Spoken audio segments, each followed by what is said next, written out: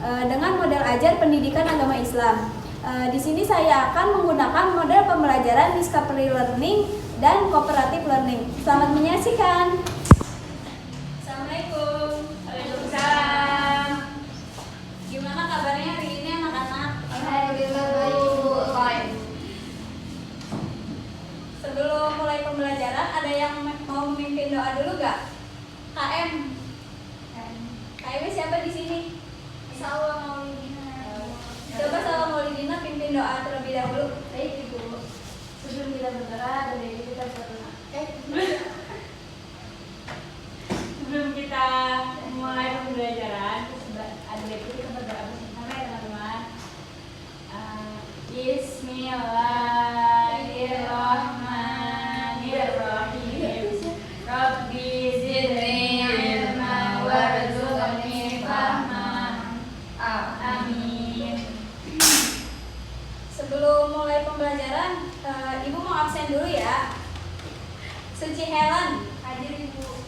Rahman Nabila, Rizka Silviana, Hadir. Salsabila Julianti, Hadirlah. Salam Maulidina, Hadirlah. Siti Aisyah. Hadirlah. Tanpa berlama-lama, Ibu mau membacakan tujuan pembelajaran hari ini ya.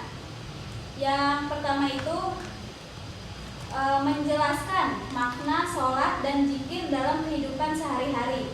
Terus yang kedua itu menyebutkan manfaat sholat dan zikir bagi pembentukan akhlak mulia.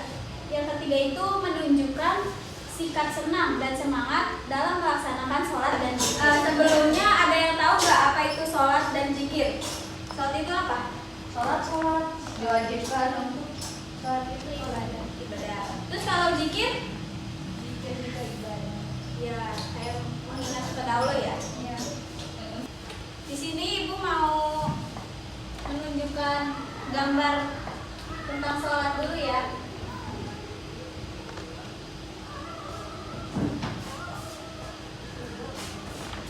Nih di nomor 1 itu gambarnya berdiri tegak ya. Maksudnya dari gambar tersebut itu berdiri bagi yang mampu. Terus yang kedua itu ada takbiratul ihram. Yang ketiga itu membaca surat Al-Fatihah ya, atau enggak membaca surat pendek. Terus yang keempat itu ada ruku, yang kelima itu ada sujud, yang keenam itu ada tahiyat awal, dan yang ketujuh itu ada tahiyat akhir, dan penutupnya salam ya.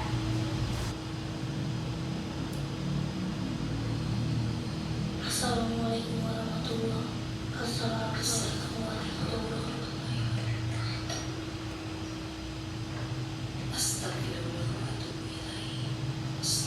Nah, di sini kan sesudah sholat pasti zikir ya. Itu videonya bisa ditonton.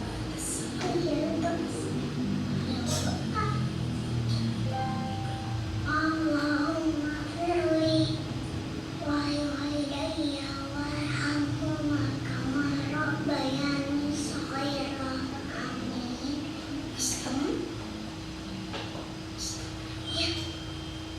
Rabbana atina fid dunya hasanah wa fil akhirati hasanah wa qina adzabannar. Amin.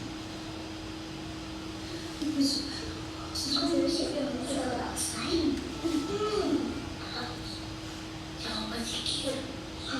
Zikir. Bacanya apa kamu? Itu kayuman. Subhanallah 23 kali. Subhanallah. Yang pertama itu subhanallah sebanyak 33 kali ya. Subhanallah. Subhanallah. Subhanallah. Subhanallah. 12 13. Allah. Oh, pakai jari ya. Subhanallah. Subhanallah. Subhanallah. Subhanallah. Subhanallah. Subhanallah. Subhanallah. Subhanallah. Subhanallah. Subhanallah. Bacaan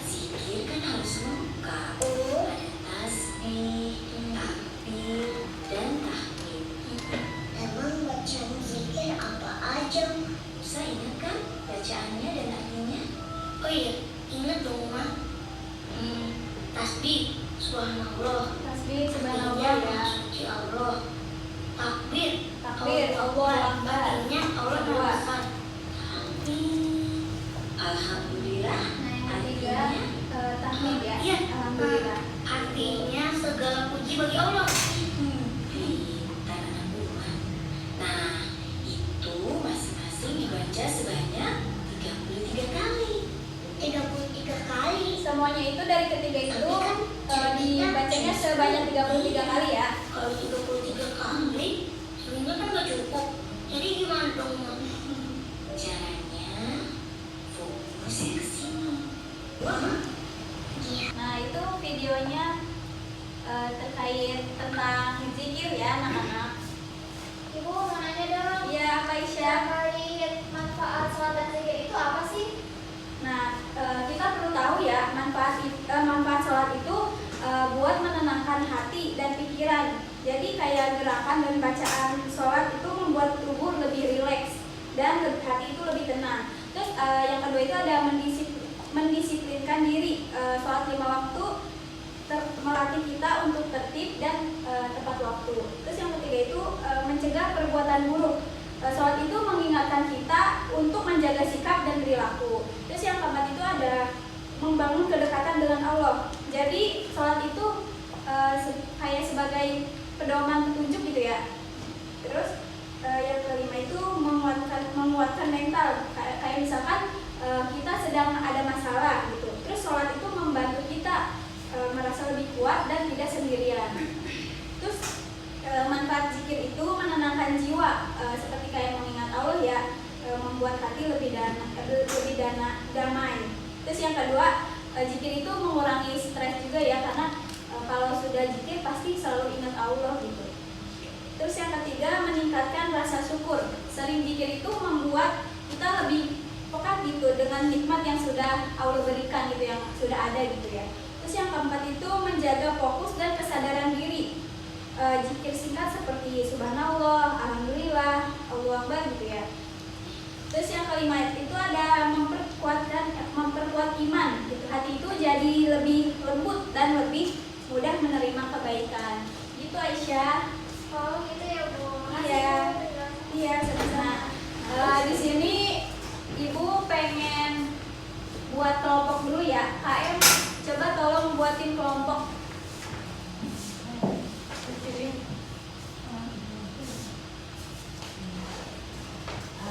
Kelompok 1 Suci sama Nora, kelompok 2 saya Salwa sama Misha, dan kelompok 3 Siska sama Salsa. Jadi di sini perkelompoknya mencari makna dan hikmah tentang sholat dan zikir melalui diskusi ya. Boleh lihat buku juga. Saya kasih waktu selama 10 menit. Tadi pertanyaan tentang makna dan hikmah tentang sholat dan zikir udah belum? Udah. Nah, terus sekarang setiap kelompok juga menyimpulkan gitu hubungan antara sholat dan zikir dengan sikap disiplin dan ketenangan batin. Saya kasih waktu lagi ya, 5 menit. Iya Ibu. Udah terjawab belum pertanyaannya?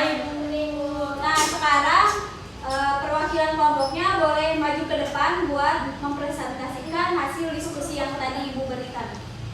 Kalau dulu. Ya, boleh. Aku dulu.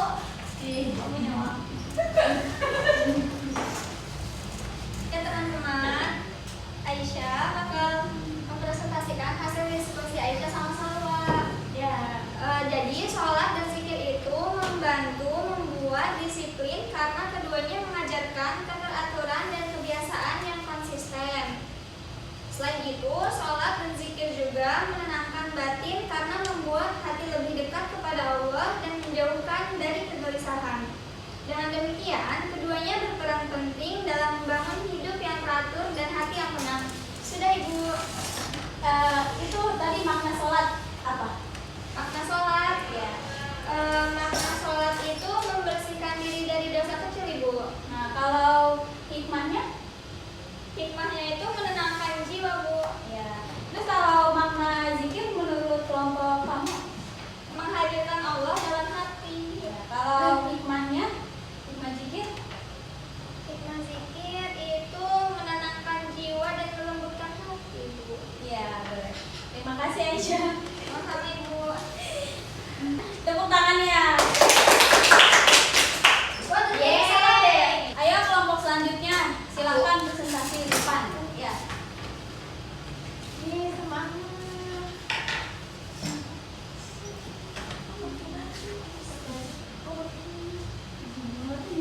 Oke, di sini saya akan hasil diskusi sama saya.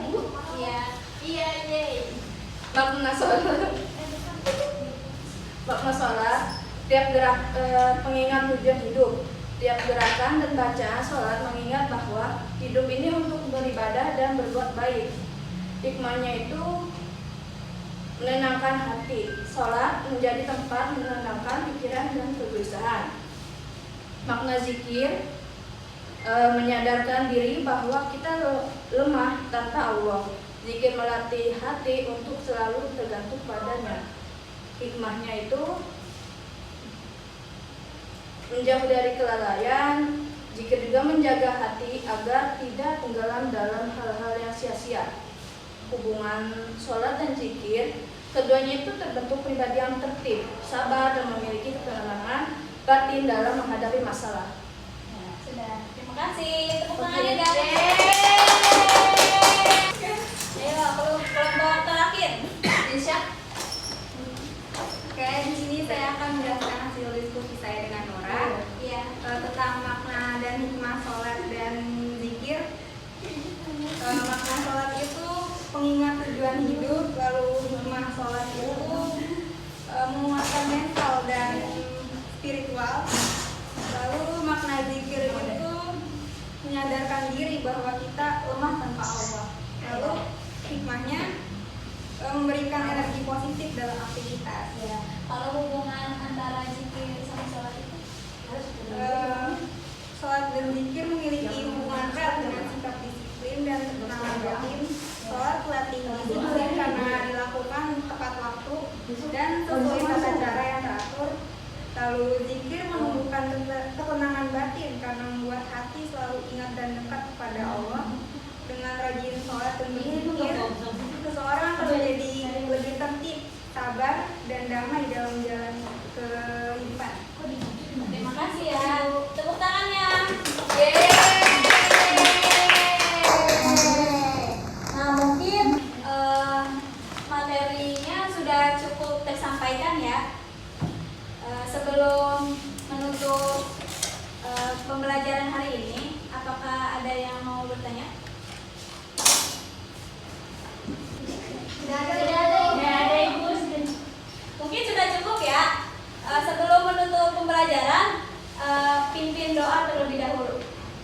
KM. Sebelum kita mengakhiri pembelajaran, mari kita berdoa bersama. Subhanakallahumma wa bihamdika asyhadu an la ilaha illa anta astaghfiruka wa atubu ilaik. Mungkin cukup ya materi untuk hari ini. Semoga materi yang tadi Ibu telah sampaikan bermanfaat bagi kalian semua. Terima kasih ya.